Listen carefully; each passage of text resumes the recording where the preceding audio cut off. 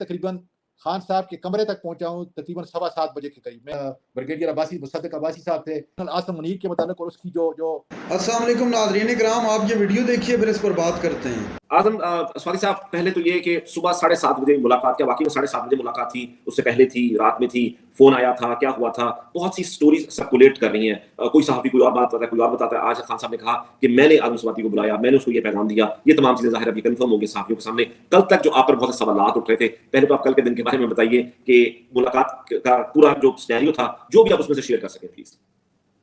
देखें, बुनियादी तौर पर जो भी सवालात उठ रहे हैं वो बिल्कुल जायज़ हैं। इस वक्त इमरान खान का ख़ासकर यूथ और ख़वातीन जो हैं वो जिस तरीके से मुझे पोर्ट्रे करने की कोशिश कर रहे हैं या तहरीक इंसाफ की लीडरशिप को पोर्ट्रे करने की, ये उनका हक है। मुझे पहले खान साहब ने, जब मेरी मुलाकात वहाँ पे हुई 7:15 बजे सुबह, जब मैंने इसरार किया खान साहब मुझसे अल्लाह ताला इज़्ज़त देने वाला है, लेकिन आपके नाम से जो कुर्बानी मैंने इस आज़ादी के लिए दी, मुझसे मोहब्बत करते हैं खान साहब। और अगर ये मैं बात करूँगा, मैंने कहा कि मेरे पास जो है आपके मुकर्रर करदा नॉमिनेटेड जो है चेयरमैन इसको कहें, तो खान साहब ने कहा तुम्हारी कुर्बानियों की वजह से मेरा यूथ सिर्फ तुम पे यकीन करेगा, इसलिए तुमने ये बात करनी है। मैंने हालांकि यहाँ पे कहा कि मुझ पे तो गैग ऑर्डर्स हैं, कोई टीवी नहीं बताया। उसने कहा कुछ भी हो, मेरा पैगाम तुमने देना है। मैं यहाँ से शुरू करता हूँ। जब दूसरा सवाल मैंने उनको किया, मैंने कहा खान साहब कहना क्या है? उन्होंने कहा कि तुमने जो सच है वो कहना है। तो मैंने कहा खान साहब सच क्या है? उन्होंने कहा सच ये है कि इंतशार और खूनरेजी से मैं आज अपनी पार्टी को, अपने मुल्क को, मैं स्टेटमैन हूँ। मैं वो तारीख मरतब करने जा रहा हूँ जो किसी सियासी लीडर ने पाकिस्तान में तारीख मरतब नहीं की। इसलिए मैं अपनी पार्टी को, अपने पाकिस्तान के मुस्तकबिल को बचाना चाहता हूँ, और जिसके लिए आज हम अपने इस जलसे की कुर्बानी जो है वो दे रहे हैं।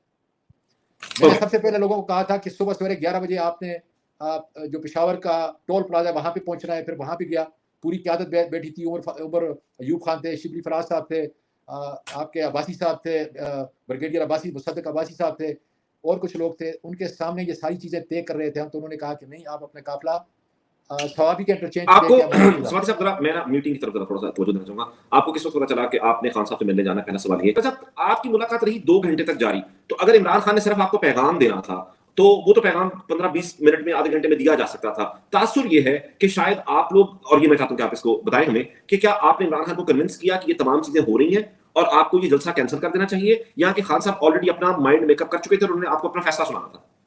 सर, खान साहब को मतलब मेरी ज़हनी कैफियत या मेरा इतना नॉलेज ही क्या है कि मैं खान साहब को कन्विंस कर सकूं। खान साहब के साथ मैं 5.5 महीने ज़मान पार्क में रहा हूं।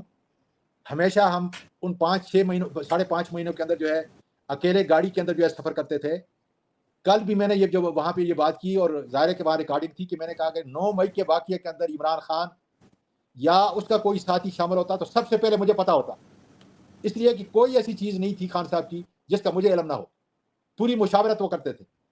अब बात यह है कि मैं तकरीबन खान साहब के कमरे तक पहुंचा हूं तकरीबन 7:15 बजे के करीब, मैं और बैरिस्टर गौर साहब।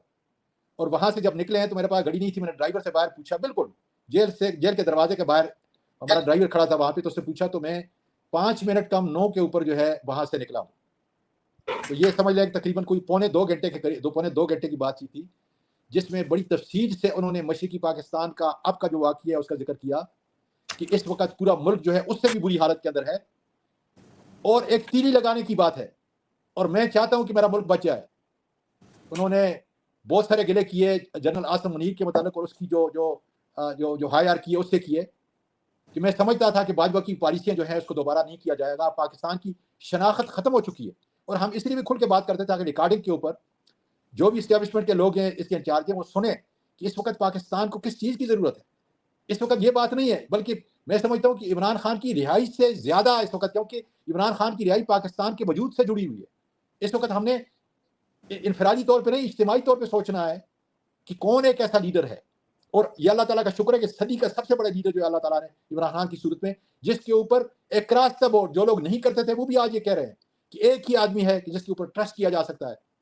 और मेरे लिए सबसे बड़ा ये एक आप समझ लें चैलेंज था कि क्या मैं इतना बड़ा बोझ उठा सकता हूँ, इसलिए कि इमरान खान की इस पूरी जदोजहद के अंदर, आज़ादी के अंदर मुझसे लोग मोहब्बत करते हैं। किसी मस्जिद में जाता हूँ, बाजार में जाता हूँ, लोग सेल्फियाँ निकालते हैं। मैंने खान साहब को इसका दिया। खान साहब ने कहा तुमने जाके कहना है कि तुमको मैंने बुलाया है। चल ठीक है, मैं दोबारा फिर मैं उसको रिपीट करता हूँ कि सारी चीज़ उसने कहा तुमने सच बोलना है।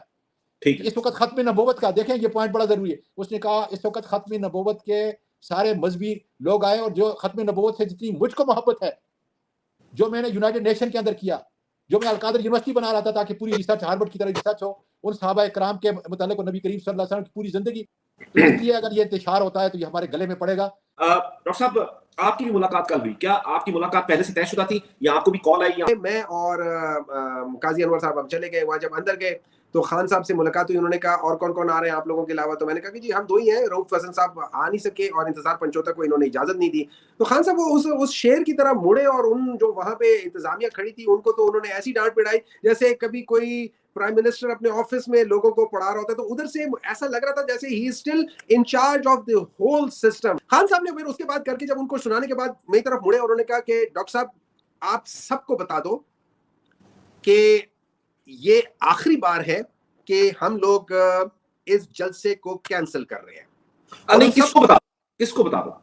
دیکھیں انہوں نے کہا یہ باہر جا کے سب کو بتا دو. اب اس کے لیے دو چیزیں ہیں میری نظر میں, ایک گورنمنٹ, دوسری لیڈرشپ. میری نظر میں یہ میری انٹرپریٹیشن ہے, چونکہ انہوں نے لفظ کہا تھا سب کو بتا دو, میں اس کو انٹرپریٹ ایسے کرتا ہوں. ہو سکتا ہے وہ صرف گورنمنٹ کا کہنا چاہتے ہیں, ہو سکتا ہے وہ صرف لیڈرشپ کو, لیکن جب ان کے الفاظ تھے کہ آپ ان سب کو بتا دو, سو میں اس کو انٹرپریٹ ایسے کرتا ہوں. ٹھیک ہے, یہ میری انڈرسٹینڈنگ ہے.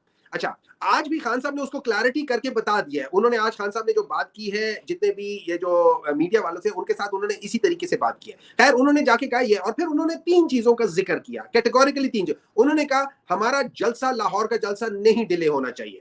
نمبر 2 انہوں نے کہا جو نیا ٹائم ملا ہوا ہے ہمیں, میں نے کہا 8 سپٹمبر, کہتے ہیں ہاں جو بھی ہے وہ اس پہ جلسہ ہوگا. اور نمبر 3 کہ سب پاکستانیوں کو, سب پارٹی والوں کو, سب لیڈرشپ کو نکلنا چاہیے. جو یہ لوگ ہمارے حق, جو ہمارے ریزرو سیٹس ہیں اس کو حسب کرنے کی کوشش کر رہے ہیں, اور اس میں انہوں نے الیکشن کمیشن کو اور انہوں نے چیف جسٹس صاحب کو, انہوں نے یہ ٹرائیکا کے بارے میں بتایا کہ یہ 3 لوگ ہیں جس میں چیف جسٹس صاحب بھی ہیں, جن میں خاص طور پہ یہ جو الیکشن کمیشن ہے ان کو سامنے لیتے ہوئے انہوں نے بات کی, اور انہوں نے کہا کہ ہم لوگوں کو اس کے لیے نکلنا چاہیے اور اپنے رائٹس کو پروٹیکٹ کرنا چاہیے. ناظرین کرام, آپ نے ویڈیو دیکھی, اعظم سواتی کے دل کا خیز انکشافات, کیوں جلسہ منسوخ کیا گیا, کس کے کہنے پہ منسوخ کیا گیا, عمران خان سے کون سی بڑی شخصیت کی ملاقات ہوئی, تمام تر تفصیلات اعظم سواتی نے اپنی زبان سے بتا دی. چونکہ ڈیل کا تاثر بھی سامنے آ رہا تھا کہ عمران خان سے کسی بڑے مقتدرہ کی ملاقات ہوئی ہے یا اس طرح کا کوئی معاملہ ہوا ہے جس کے بعد منسوخ ہوئے.